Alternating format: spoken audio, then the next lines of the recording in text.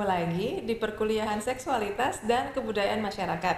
Ini adalah pertemuan kita yang kedua, dan seperti janji minggu yang lalu, hari ini kita akan membicarakan tentang sejarah seksualitas.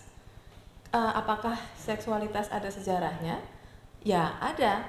Mungkin kita kecampur dengan sejarah seks. Apakah seks ada sejarahnya? Ya, kalau misalnya kita membicarakan tentang hubungan seks, dari dulu hingga sekarang, yang namanya hubungan seks heteroseksual itu adalah berujung pada penetrasi penis ke dalam vagina. Dari dulu sampai sekarang selalu begitu. Itu adalah seksnya.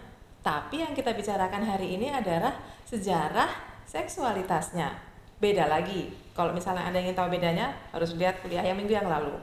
Jadi, kalau kita membicarakan seksualitas, itu adalah kita membicarakan respon kita terhadap perbuatan seks tersebut. Kita membicarakan respon kita terhadap sesuatu yang kita sebut hubungan seks itu. Lantas apakah itu ada sejarahnya? Kalau kita mengatakan ada sejarahnya, berarti ada perubahan? Ada. Karena kalau misalnya kita bertanya, sekarang ini di masyarakat kontemporer, di masyarakat modern, menurut Anda, di sekeliling Anda, di sekitar kita, saya tidak tahu Anda dari mana menonton video ini, kira-kira masyarakat sekitar Anda responnya bagaimana terhadap hal-hal yang sifatnya berbau seks? Kalau kita berasal dari tempat yang sama, Indonesia, dan mungkin kita dari daerah yang sama, apakah kita bisa mengatakan bahwa masyarakat di sekitar kita di era kontemporer ini banyak menganggap ini adalah topik yang tabu misalnya? Sama nggak? Lantas pertanyaannya sehubungan dengan topik sejarah ini, apakah seksualitas itu dari dulu selalu tabu? Kalau perbuatannya sama terus, apakah dari dulu kita selalu menganggapnya tabu? Adakah era di mana kita menganggap seks itu sebagai perayaan kayak nanti malam kita nge-seks, yeay gitu. Jadi dari mana asalnya tabu kita ini? Kita ingin melacak apakah ada era di mana orang biasa aja sama seks, ya lagi nge-seks ya udah gitu, nggak jadi ribut, nggak jadi gosip, nggak jadi tiba-tiba muncul di berita begitu. Sebelum saya sampai ke topik sejarahnya, bisakah kita membicarakan sedikit apa yang terjadi di masyarakat kontemporer sekarang ini sehubungan dengan seksualitas? Yaitu karena kita menganggap seks itu sebagai sesuatu yang tabu, sehingga kita susah membicarakannya di ranah publik. Publik itu maksudnya apabila ada orang lain, apabila kita membicarakannya dengan orang lain, sehingga pada saat seks itu jadi pembicaraan dengan publik, misalnya dengan teman Anda yang Anda anggap publik karena dia tidak dekat dengan Anda, seks itu akan dibicarakan dalam konteks satu, kriminal atau penyimpangan. Kriminal misalnya pemerkosaan, penyimpangan misalnya kayak dia gay ya karena dianggap gay itu menyimpang. Tapi kita tidak pernah membicarakan seks di muka publik dalam konteks kenikmatannya. Ini tadi malam enak gak sih? Karena kalau kita membicarakan seks dalam konteks kenikmatannya, jadilah dia porno karena kita punya persepsi bahwa itu adalah tabu. Sehingga dia tidak pernah dibicarakan dalam konteks kenikmatannya, keenakannya, kebahagiaannya dengan segala macam pernik-perniknya yang menyenangkan hati. Gitu. Nah, dari situ kita lagi-lagi kita akan bertanya, apakah dari dulu kita seperti ini terus begitu? Adakah era di mana kita bisa dengan santai membicarakan seks gitu? Lantas kalau kita menganggap seks itu tabu, akhirnya masyarakat kita negosiasinya bagaimana? Ya, nggak tahu macam-macam. Kira-kira menurut Anda, apakah ini bisa membantu menjelaskan kenapa orang Indonesia suka humor jorok? Suka humor yang nge-seks gitu. Karena ternyata cara mereka menegosiasikan ngomongin seks yang bukan kriminal dan bukan penyimpangan, biar nggak kelihatan jorok, biar nggak kelihatan porno, nggak kelihatan kemproh, akhirnya diapain? Dipecandain.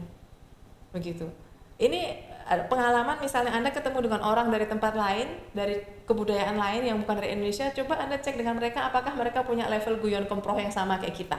Coba aja, mungkin mereka jangan-jangan bingung kayak itu kayaknya nggak lucu deh sus, gitu. Tapi di kalangan kita apakah humor-humor yang ada seksnya itu jadi dijamin lucu, dijamin ngakak karena itu adalah saluran pelepasan kita, karena kita dilarang membicarakannya dalam konteks yang enak, ya paling nggak lucu boleh lah gitu. Nah ini tadi kembali ke pertanyaan, apa dari dulu kita selalu seperti ini? Ternyata enggak begitu, karena dari buku-buku yang ada di sekeliling Anda, kalau misalnya silahkan Anda cek, Banyak cara untuk membicarakan sejarah seksualitas. Jadi yang di sini bukan hanya satu-satunya cara. Tugas kita nanti sama-sama di kuliah adalah mencari pintu masuk lain. Jangan-jangan Anda punya informasi dari negara lain, tempat lain, periode lain, kayak oh ternyata seksualitas zaman ini di tempat ini kayak gini sus, atau di Indonesia, terutama Indonesia. Nanti pas kuliah tugas Anda mungkin lebih banyak cari bahan yang Indonesia ya, janji. Karena itu bahannya ternyata susah. Apa saya aja yang nggak bisa. Begitu. Baik, kalau begitu kita mulai. Salah satu cara membicarakan sejarah seksualitas kita mulai dari Eropa, yaitu di zaman di mana gereja pegang peranan penting di sana. Berhenti dulu.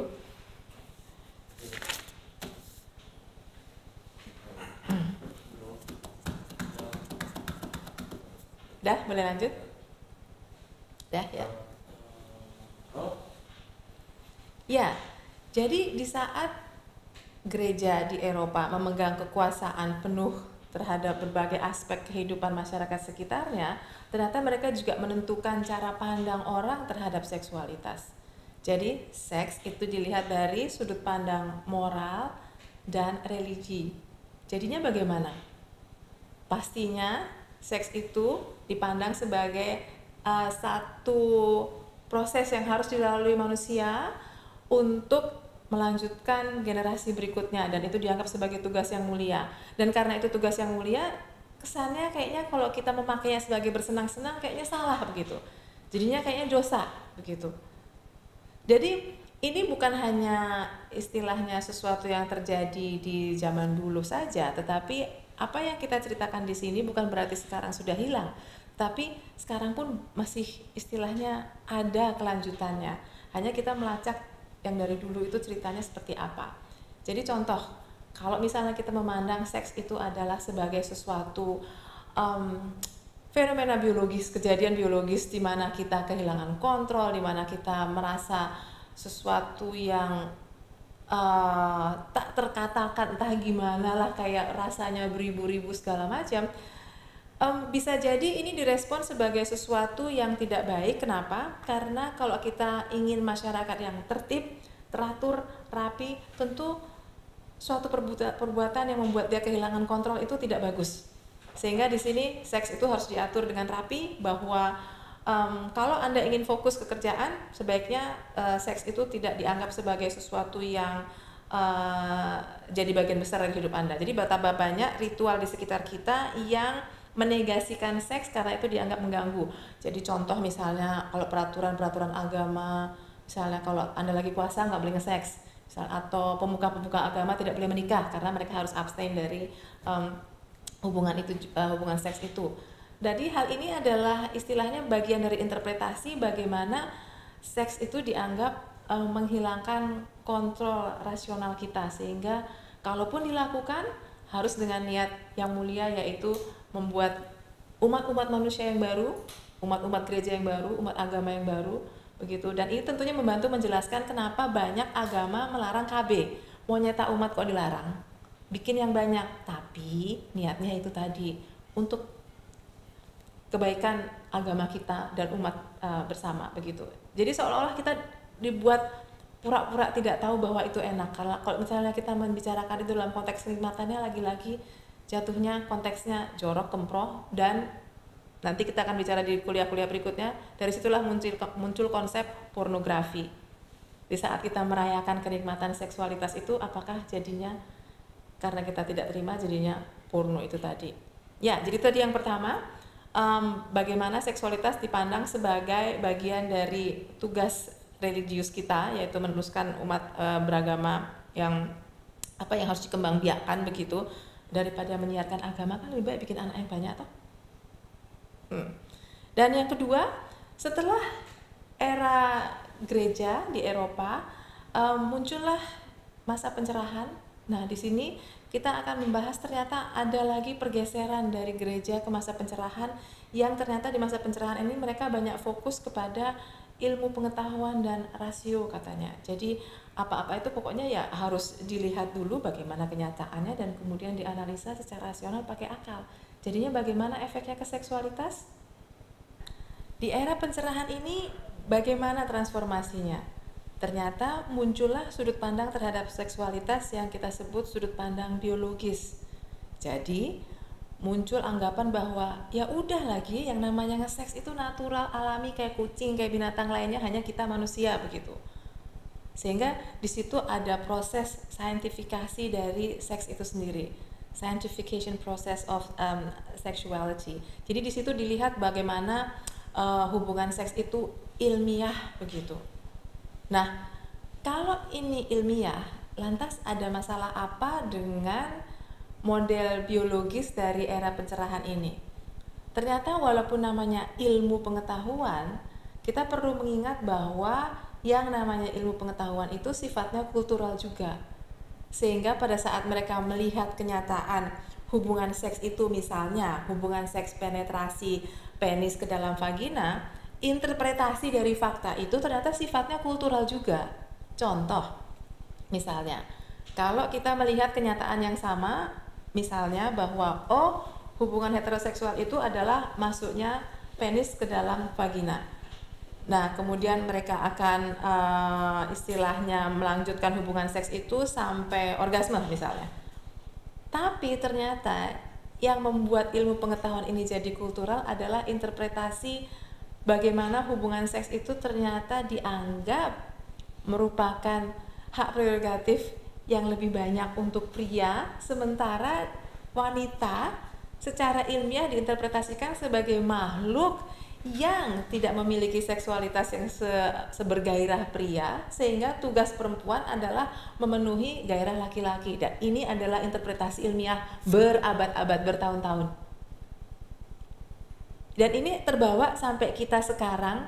Contohnya adalah walaupun kita melihat kenyataan yang sama, memahami kenyataan yang sama bahwa seks heteroseksual itu adalah masuknya penis ke dalam vagina, tapi kenapa selalu dianggap bahwa dalam konteks seks heteroseksual itu adalah bahwa laki-laki menaklukkan perempuan?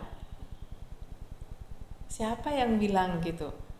Padahal mungkin perempuannya ketawa cekikikan, nih cowok ini digini ditidurin aja, diajak tidur aja lu langsung pelempek, nggak berdaya gitu. Kenapa nggak ada yang menganggap bahwa ini adalah senjata perempuan menaklukkan laki-laki? Misalnya habis laki-laki orgasme, kan kalian yang lemes, yang laki-laki, kita yang cewek santai aja ngerokok-ngerokok, kalau mau lanjut lagi silahkan. Tapi interpretasi ilmu pengetahuan dengan melihat kenyataan yang sama itu ternyata tetap memandang bahwa itu adalah penaklukan laki-laki terhadap perempuan. Lah ini kan bagian aspek kultural dari ilmu pengetahuan itu. Tapi lagi-lagi saat itu dipercaya sebagai ilmu begitu, bahwa iya laki-laki itu memang gairahnya lebih besar daripada perempuan, sementara perempuan itu pada dasarnya mereka tidak seperti itu, tapi mereka memang ya bisa menerima kalau mereka harus melayani laki-laki. Kalau misalnya perempuan bertahun-tahun dibilangnya seperti itu, sementara tubuhnya sendiri mengatakan dia punya gairah yang istilahnya independen, tidak harus bergantung pada pria, jadinya bagaimana? Ya, apakah ini sehingga yang membuat kita tidak punya wacana masturbasi untuk perempuan? Kenapa setiap kali kita bicara masturbasi itu selalu laki-laki yang muncul di benak kita? Apakah di sini perempuan seperti dinegasikan kalau dia bisa loh istilahnya memuaskan dirinya sendiri? Tidak, harus pakai laki-laki. Dan mungkin juga ini kalau misalnya kita lanjutkan lagi cara berpikirnya, kenapa perempuan yang sendirian dianggap istilahnya sebagai ancaman masyarakat, karena kayak ternyata dia tidak butuh laki-laki kah begitu. Tapi itu nanti kita lanjutkan untuk omongan minggu berikut yang akan datang. Jadi itu tadi model biologis bahwa semua dianggap ilmiah, hanya masalahnya kalau kita lihat sampai sekarang keilmiahan itu pun ternyata tidak berpihak pada perempuan begitu. Kemudian masuklah era yang modern yang biasa kalau kita baca-baca buku seksualitas kita sebut sebagai sexual revolution. Nah, di sexual revolution inilah muncul yang namanya social model. Tadi itu adalah model ilmiah, biological modelnya, setelah yang pertama tadi religious model. Nah, yang ini social model ini ternyata melihat bahwa, tolong tunggu dulu deh, walaupun Anda menyebut istilahnya dengan ilmiah, ternyata yang namanya seks itu tidak lepas dari urusan masyarakat banyak, tidak lepas dari urusan sosial, makanya disebut social model. Jadi di sini ada kutipan yang menarik, nanti saya beritahu bukunya, yaitu no culture can have full sexual freedom. Kenapa gitu ya?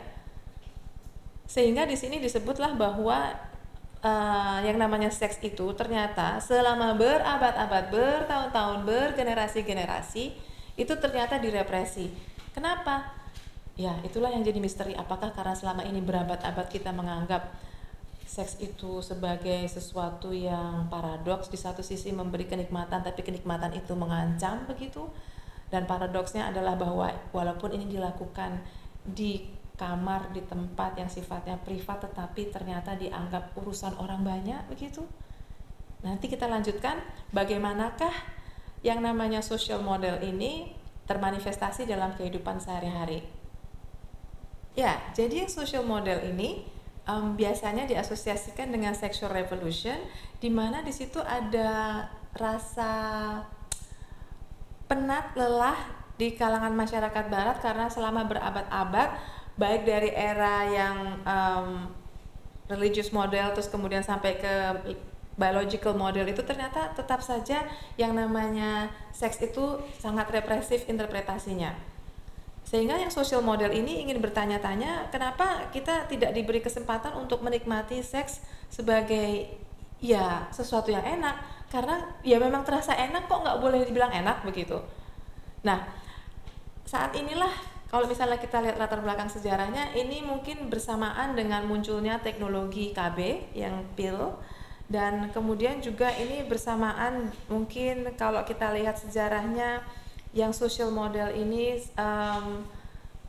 sexual revolution ini kalau di Amerika eranya seputar tahun 60-an 70-an, kalau Anda lihat ini bersamaan dengan perang Vietnam. Dan di sini lagi-lagi yang sehubungan dengan metafora adalah bagaimana seks itu dipakai sebagai simbol anti perang, karena salah satu yang mereka pakai slogannya untuk demo anti perang Vietnam adalah make love not war begitu. Sehingga di sini akhirnya seks itu sekalian juga muncul jadi sesuatu yang dianggap sebagai perayaan kebebasan manusia, terutama perempuan, karena pil itu kan yang minum perempuan dan dia bisa mengatur kapan dia mau hamil dan kapan dia ingin istilahnya melakukan hubungan seks hanya untuk hubungan seksnya saja begitu. Jadi dari ketiga model ini kita tidak mengatakan bahwa mereka muncul istilahnya berurutan, tidak. Tetapi di saat yang berikutnya muncul, yang lama juga tidak hilang. Nanti waktu kita ketemu di kuliah, bisakah Anda menyampaikan di sekitar Anda, bisakah Anda mengidentifikasi model-model mana saja yang tiba-tiba Anda temukan atau misalnya mengimbas kepada Anda misalnya. Pada saat kita ada wacana istilahnya apa?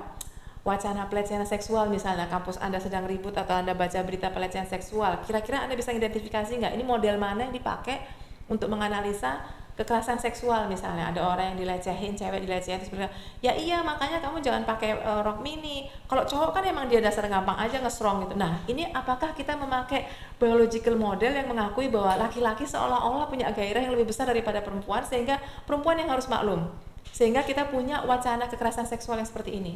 Nah ini nanti yang akan kita bahas, bagaimana model-model ini kita pakai sehari-hari untuk mengidentifikasi ini kalau ada orang merespon tindakan seksual di sekitar kita, dia pakai respon yang mana? Respon moral religius, respon biologis, atau respon sosial bahwa seks itu sebenarnya bisa membebaskan, tapi kenapa kita memilih seks itu sebagai sesuatu yang menindas kita dengan segala aturannya dan segala istilahnya nilai-nilai moral yang kadang-kadang terasa sangat menghakimi begitu. Sudah menghakimi, menghukumi pula. Nah ini nanti akan kita lanjutkan diskusi kita di kuliah. Mungkin Anda bertanya, kenapa membicarakan sejarah seksualitas tidak membahas Foucault? Itu karena tugas Anda yang baca Foucault. Jadi di kuliah nanti kita akan membicarakan bagaimana Anda menemukan fenomena sekitar Anda dan memakai mungkin Foucault yang sudah Anda baca di rumah plus apa yang kita bahas di hari ini. Dan di minggu berikutnya kita akan membicarakan bagaimana cinta dihubungkan dengan seksualitas. Kenapa? Karena saya suka topik cinta. Dan yang kedua adalah karena kadang-kadang cinta dan seks itu bisa digabung gak sih? Kapan digabung, kapan dipisah? Ini my personal favorite topic, tapi kita akan ketemu lagi minggu depan dengan topik cinta dan seksualitas. Yang untuk sekarang cukup sekian dulu, sampai ketemu di ruang kuliah. Dah.